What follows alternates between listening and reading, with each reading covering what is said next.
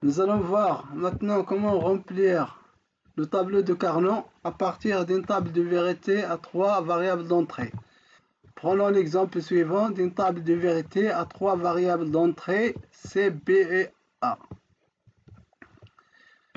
Nous allons remplir le tableau de Carnot avec les valeurs de la fonction f. Ce tableau de Carnot est constitué de 2 exposant 3 cases, c'est-à-dire 8 cases. 3, c'est le nombre de variables d'entrée.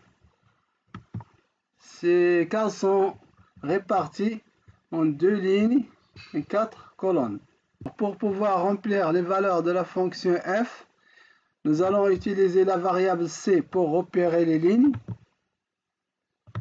Voilà, donc nous avons deux cas, c égale à 0 pour repérer la première ligne et c égale à 1 pour repérer la deuxième ligne.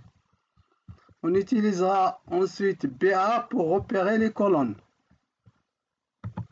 Voilà.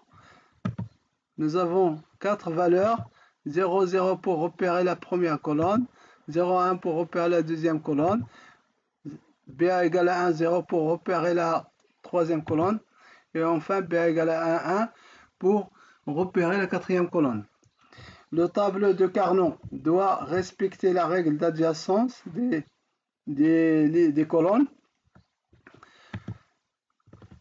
La règle d'adjacence est la suivante. Lors du passage d'une ligne à la ligne suivante, une seule variable d'entrée doit changer à la fois. On parle de ligne d'adjacente. Lors du passage d'une colonne à la colonne suivante, une seule variable d'entrée doit changer à la fois. On parle de colonne adjacente. Au niveau des lignes, ici, on n'a pas de problème puisqu'une seule variable a changé. C égale à 0 pour la première ligne et C égale à 1 pour la deuxième ligne. Donc on va vérifier la règle d'adjacence au niveau des colonnes.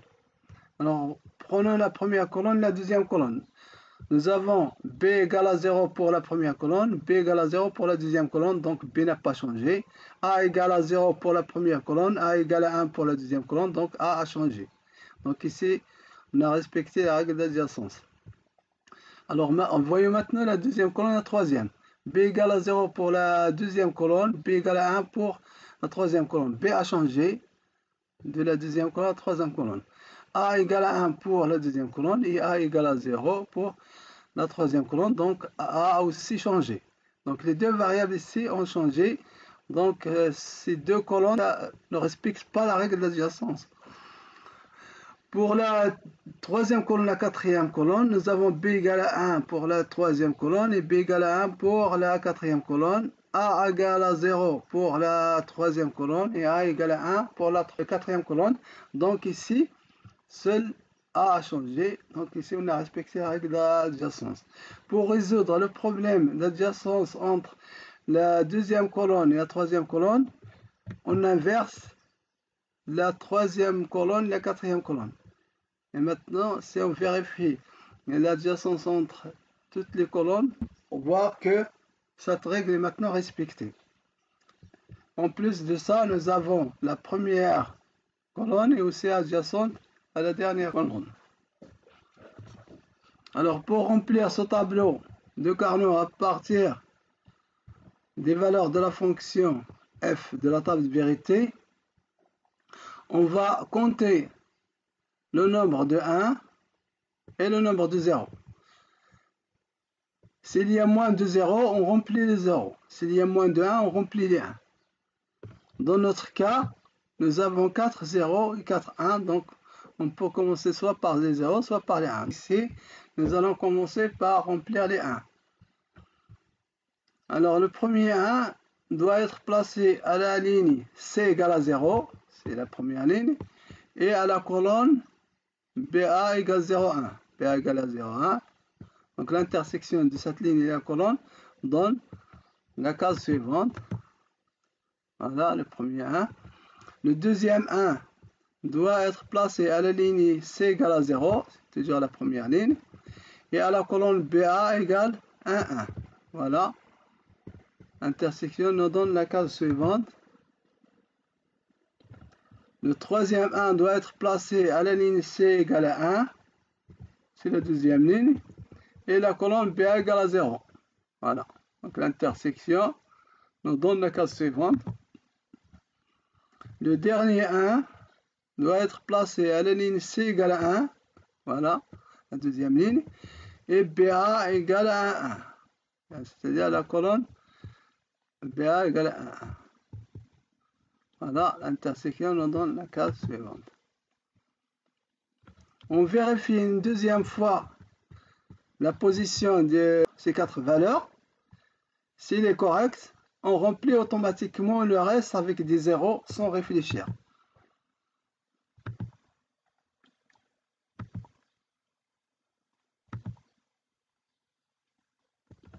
Voilà notre tableau de Carnot totalement rempli.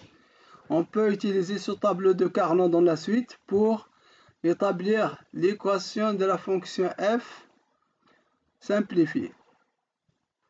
Nous allons voir maintenant un deuxième exemple de remplissage de tableau de Carnot à 4 variables d'entrée en utilisant une table de vérité des fonctions f avec 4 variables d'entrée D, C, B et A. Dans le tableau de Carnot, nous allons remplir les valeurs de la fonction f.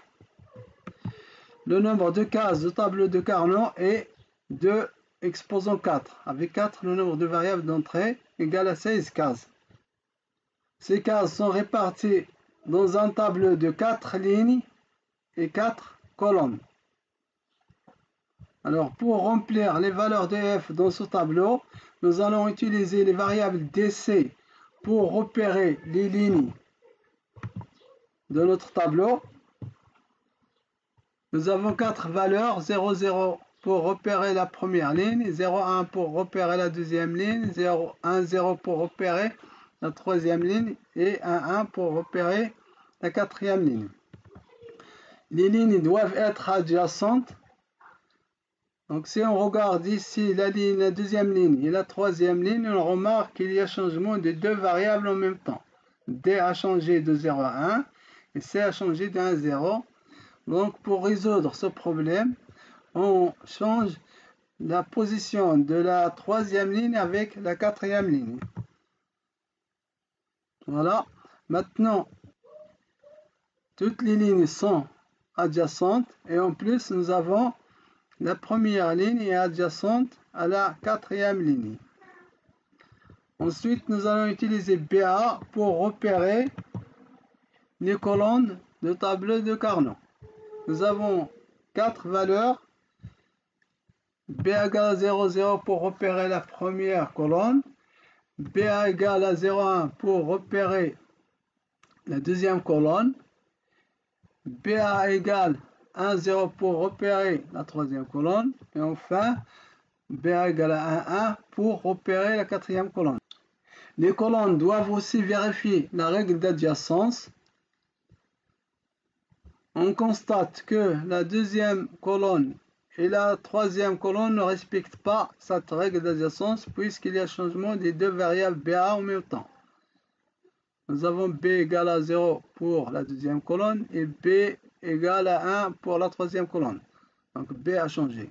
A égale à 1 pour la deuxième colonne et A égale à 0 pour la troisième colonne. Donc A aussi changé. Pour résoudre ce problème, on change la position de la troisième colonne avec la quatrième colonne. Avant de remplir le tableau de Carnot avec les valeurs de la fonction f, on compte le nombre de 1 et le nombre de 0. S'il y a moins de 0, on remplit les 0 d'abord. S'il y a moins de 1, on remplit d'abord les 1. Ici, dans notre tableau, on constate que nous avons seulement 4 zéros, alors que le nombre de 1 est de 12. Donc, on commence à remplir d'abord les zéros. Le premier 0 doit être placé à la ligne DC égale 0,1. Voilà la ligne DC 0,1. Et la colonne BA égale 0, 0. Voilà la colonne BA égale 0. L'intersection nous donne la case suivante. Ensuite, le deuxième 0 doit être placé à la ligne DC 0,1. La même ligne. et la colonne 0,1. Voilà la colonne 0,1. L'intersection nous donne la position suivante. Le troisième 1 doit être placé à la ligne DC égale à 1, 0. Voilà 1, 0. C'est la dernière ligne. Et la colonne BA égale 0,1. Voilà la colonne BA égale 0,1. L'intersection nous donne la case suivante. Le dernier 0 doit être placé à la ligne DC égale à 1. À la ligne DC égale à 1. Et la colonne BA égale 1, 0. BA égale 1, 0. Donc l'intersection nous donne la case suivante. On vérifie une deuxième fois la position des 4 valeurs à partir de notre table de vérité. Ensuite, s'il n'y a pas d'erreur, on continue le remplissage sans réfléchir à des autres cases avec les valeurs 1.